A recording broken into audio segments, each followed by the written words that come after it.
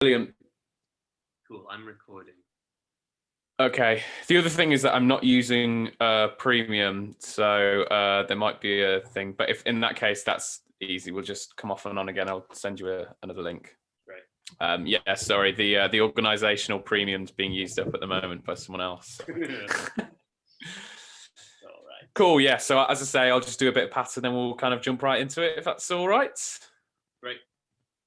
Brill stuff. Brill stuff. And I'll begin recording as well.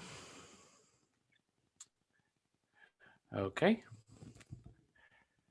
Okay, welcome everybody.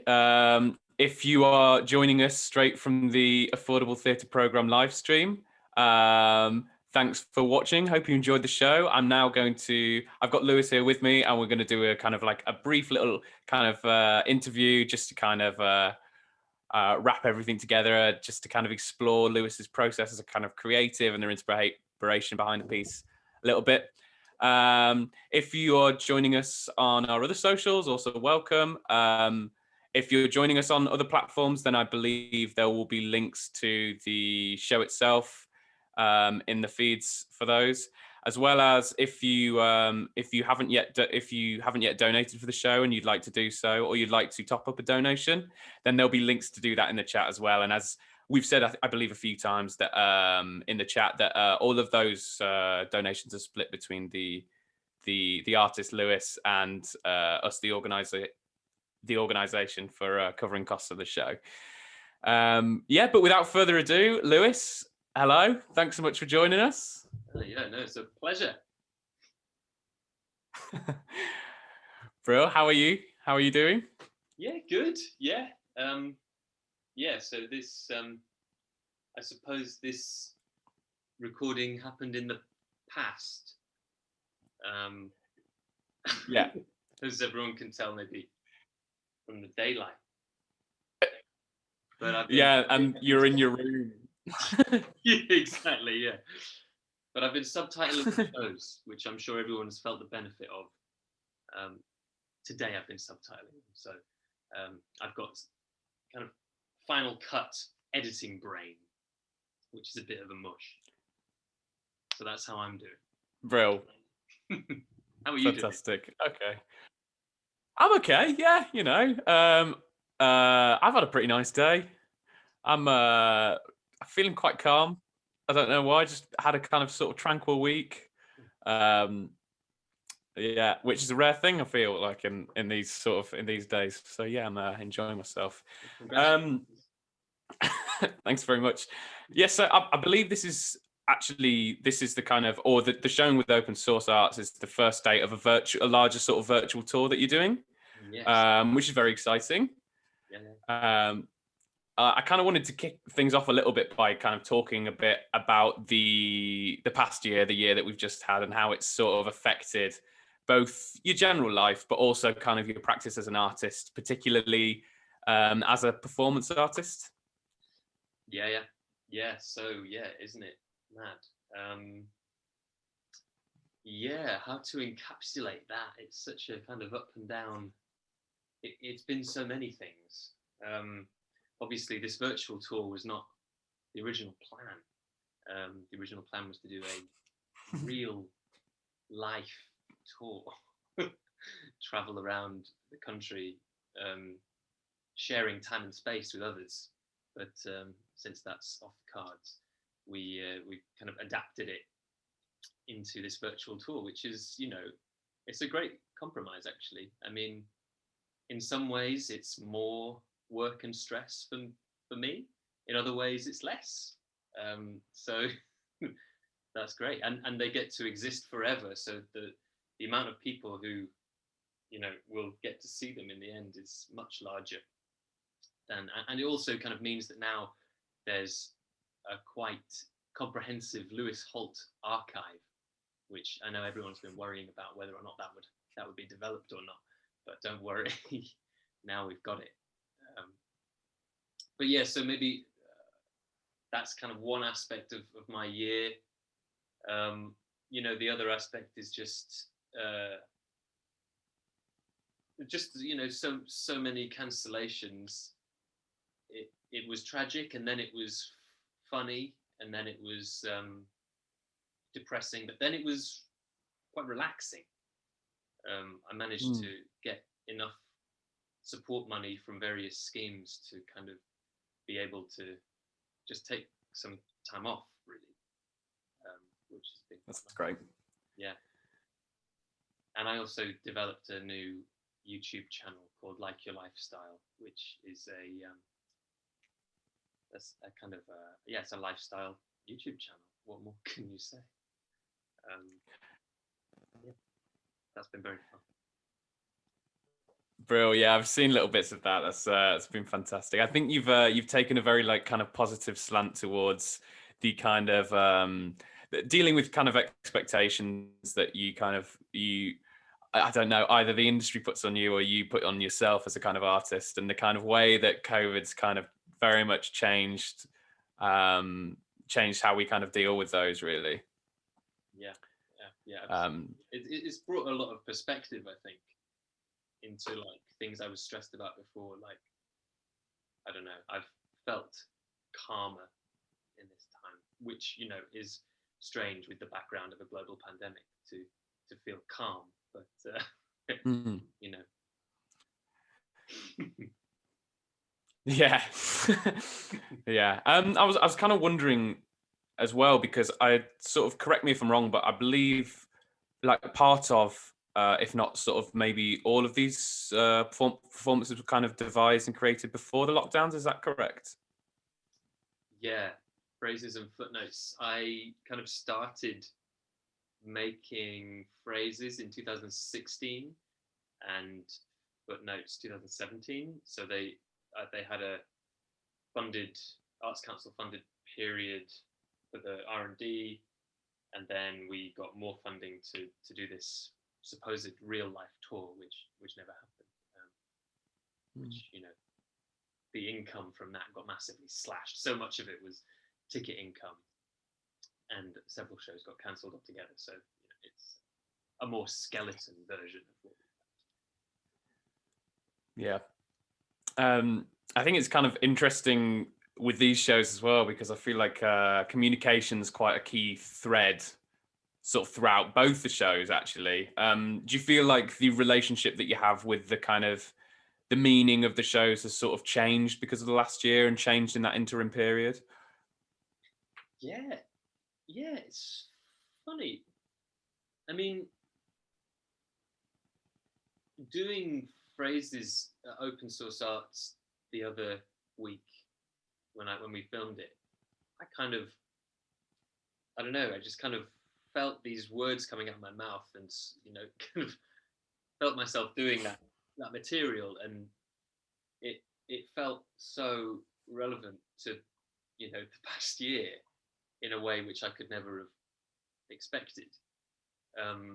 But, you know, that one was so much dealing with like a kind of isolation and anxiety and loneliness kind of thing, which, you know, seemed to be just an aspect of my life before, and it's kind of become relevant more broadly. Yeah, so it's kind of, yes, surprising amount of relevance nowadays. Yeah, it felt like sort of, especially with, because there's moments in the show where, you know, you're communicating with yourself, or there's moments in the show where you're communicating with an audience, but there's also moments in the show where like you're communicating with technology, or technology is communicating with an audience. Yeah. And that to me was like, I kind of even found it like a little bit surprising that had been made before the show, because it just feels like it's sort of and the kind of like the stuttering and the elements of kind of miscommunication that happen within that, they feel very, very pertinent to the past year and very, very in the now. Yeah. Well, that's nice to hear that it's kind of coming into its own in that way. I think, that stuttering is something we'll all have to deal with as we see each other again. Finding our way back to our own personalities as extroverts. Absolutely. Yeah, such an interesting show to like do on for a kind of a show that you're kind of virtually touring. It's a great pick. Yeah, right. Yeah, it's.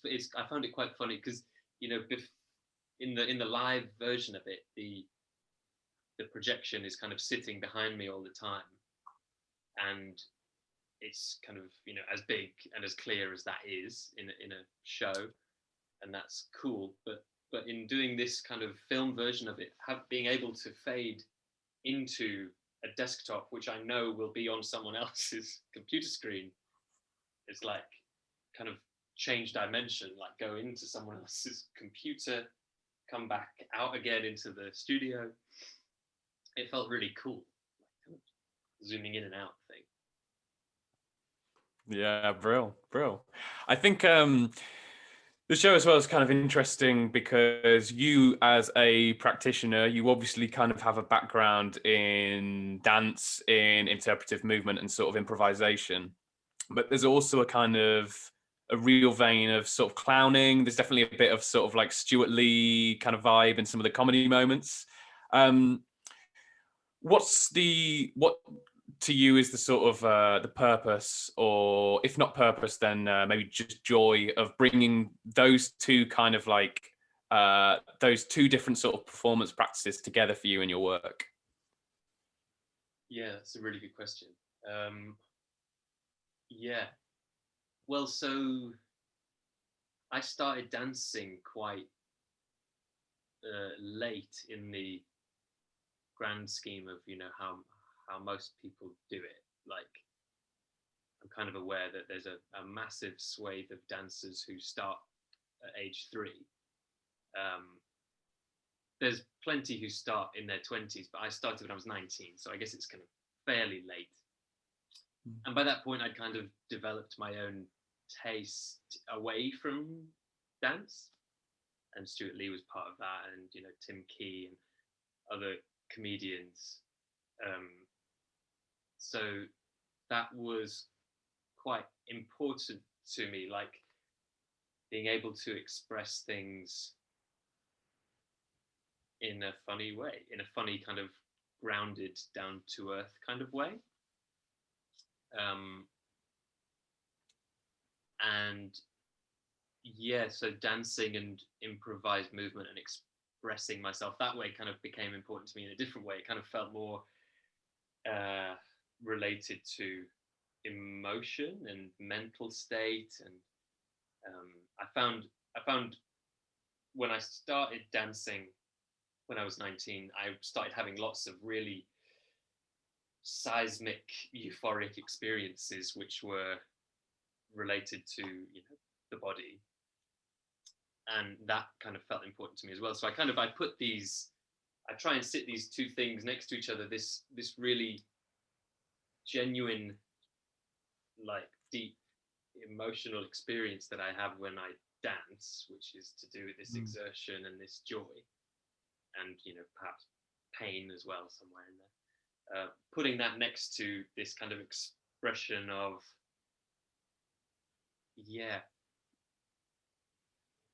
a kind of humor that any old person could, who's not involved in dance, could maybe latch onto. I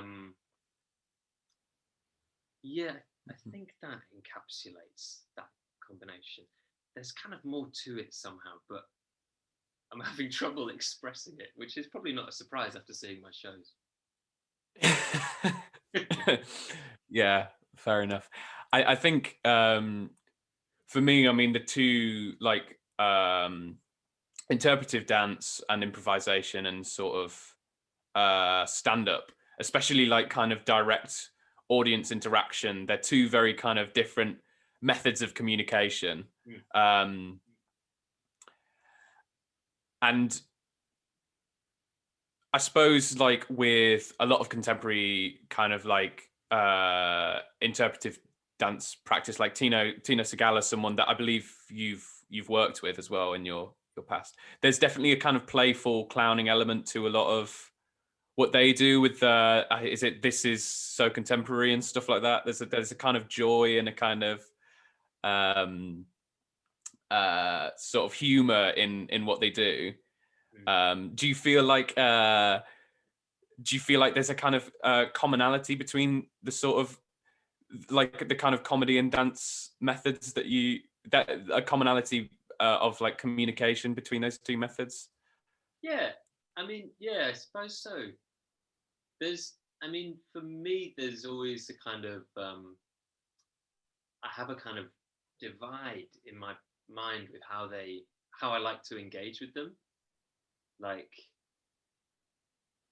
the dancing is like, it feels like I utilize it. I kind of don't try and do funny dances ever. I mean, I just kind of somehow that doesn't really get me. I think I've seen plenty of funny dances that I've absolutely loved, but my attachment to dance seems to be more kind of sincere and earnest, as much as that's feels so yucky at times. Um, and then my kind of attachment to comedy is about like expressing like a kind of distance and irony and anxiousness, and finding the humor in that kind of difficulty of existing in the world. Um, and then the dancing kind of is a kind of outlet for a more easy, like, experience of the world, maybe. So I always kind of divide them in my head. Like, I'm not trying to do funny dances. I'm trying to do sincere, earnest dances, and with the humor, I'm trying to, yeah, just kind of be funny. Yeah, I think it's really great because I think they as well start as something that kind of like tonally they feel kind of like separate at the start of both the shows, and then they kind of like more intermingle as you go along. One of the moments that really made me laugh in Phrases is when you're doing the kind of dance at the end, and the computer screen has all the kind of the phrases, and it's just like huh? While you're doing this kind of crazy flowing movement. Yeah, it's to kind of give a voice to the watcher in that moment, be like, huh? Yeah, definitely. And I think that's like a thing with interpretive dance, and that because going back to communication, which is kind of like a big part of both the shows, as we've said, like the way that meaning definitely goes through interpretive dance, and like the meaning that you take out of watching a piece of interpretive dance is very like kind of symbolic, whereas with comedy it can be quite like direct. Yeah, and the contrast of those two is really, really great, and it creates a brilliant kind of dissonance. And yeah, just to sort of draw things to a close, kind of because it's quite a short interview today. Hopefully, kind of like to inspire a bit of positivity now that the restrictions are kind of easing, and the world's sort of taking sort of tentative steps back to some kind of new normal.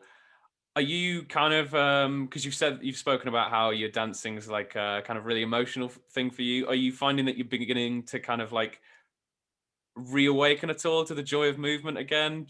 Maybe joy of movement in public spaces, or is it a bit too early to say?